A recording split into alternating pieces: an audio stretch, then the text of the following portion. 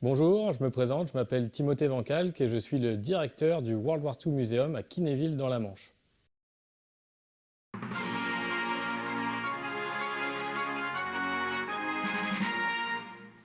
Je vous propose de découvrir aujourd'hui deux pièces intéressantes historiquement puisqu'il s'agit de reliques du 6 juin 1944, à savoir deux restes de planeurs alliés qui ont atterri certainement dans la nuit du 5 au 6 juin 1944. Donc d'un côté, nous avons une poulie qui servait dans la fabrication et dans la conception de planeurs Waco américains. Et donc cette poulie-là servait au passage de câbles pour tout ce qui était fonctionnement des palonniers, des volets pour les ailes, etc. Donc c'est quelque chose d'assez connu. C'est des poulies qui sont fabriquées en bakélite. Et donc c'est des choses qu'on retrouve assez facilement. Et à savoir d'ailleurs que ces deux vestiges-là ont été retrouvés très récemment sur la commune de Neuville-au-Plain, à quelques kilomètres de Sainte-Mère-Église, lors d'un labour d'un paysan de la commune. Et donc le deuxième objet est un peu plus intéressant, il nous livre un peu plus de détails. Il s'agit de la plaque constructeur d'un planeur Orsa, ce coup-ci, et donc non pas un américain mais un britannique, puisqu'il faut savoir que 9 planeurs ont été utilisés côté britannique dans le secteur de Bénouville pour le fameux assaut sur le pont Pegasus Bridge. Mais côté américain, il y a eu également de l'utilisation des planeurs britanniques, 301 au total. Et donc la plaque fait partie de l'un de ces 301 planeurs utilisés au profit des Américains. Donc la différence entre les deux planeurs, elle est relativement simple. Le Waco est un peu plus léger, un peu plus petit. Il s'ouvre par l'avant. La cabine a la particularité d'être montée sur charnière et vraiment de s'ouvrir vers le haut, ce qui permet de faire rentrer ou sortir facilement un véhicule.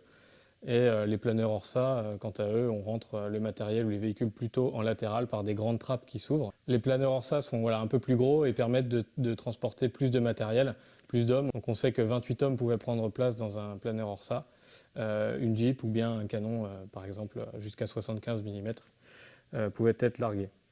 Donc les planeurs ne sont pas utilisés pour la première fois lors du 6 juin 1944.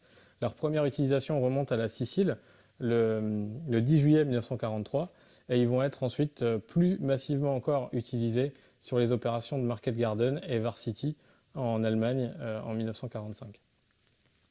Les Orsa et les Waco, à savoir qui ont été utilisés au 6 juin 1944, donc le jour du débarquement, n'ont pas tous été abîmés au point d'être complètement inutilisables.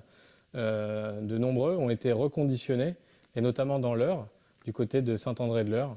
Et ces planeurs reconditionnés ont ensuite servi justement à l'opération Market Garden aux Pays-Bas. Donc les planeurs, à l'époque, c'est assez nouveau, assez novateur. Et il fallait quand même, si j'ose dire, une belle paire pour oser monter là-dedans. C'est des avions, c'est des aéronefs qui n'avaient pas de moteur du tout, hein, comme son nom l'indique, c'est vraiment des planeurs. Ils étaient accrochés,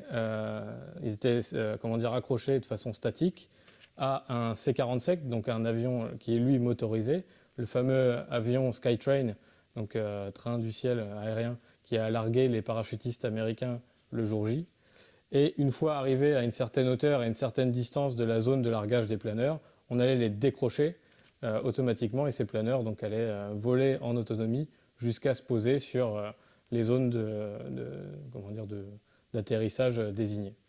Donc c'est vraiment quelque chose d'assez aléatoire pour l'époque. Et il y a eu d'ailleurs de nombreux incidents de planeurs qui se sont tout simplement crachés à l'atterrissage dans des conditions assez dramatiques avec bien souvent des blessés, voire l'intégralité des membres d'équipage et aussi des passagers tués. Et c'est vrai que la topologie de la Normandie n'était pas forcément très favorable à l'utilisation des planeurs, parce qu'effectivement, il y a de nombreux grands champs, mais ils sont généralement assez étroits, et surtout, ils sont bordés de haies, les fameux bocages, et donc qui étaient dévastateurs, puisqu'un avion qui arrive à une certaine vitesse dans une haie, on peut imaginer les dégâts, surtout si elle est assez dense, ou qu'il y a des arbres sur le passage. Malheureusement pas pu être reconditionné, comme ça se fait souvent en temps de guerre, soit par les Américains eux-mêmes, soit peut-être par la population civile après-guerre. Ça, malheureusement, on ne le saura pas pour la plaque en question que nous avons. Mais donc les restes étaient bien souvent mis dans des grands trous puis ensuite incendiées, hein, c'est ce qu'on appelle des poubelles, tout simplement. Les Américains donc, avaient beaucoup de poubelles de ce genre où ils jetaient le matériel médical, les bouteilles de coca ou du matériel, même de l'équipement individuel, des choses qui ne servaient plus. À l'époque, il n'y avait pas de notion de tri sélectif, hein. On mettait tout dans un trou, voilà, de l'essence, une allumette, et voilà. Et donc c'est une poubelle de ce type-là qui a été retournée par un agriculteur et qui nous a permis de retrouver cette plaque.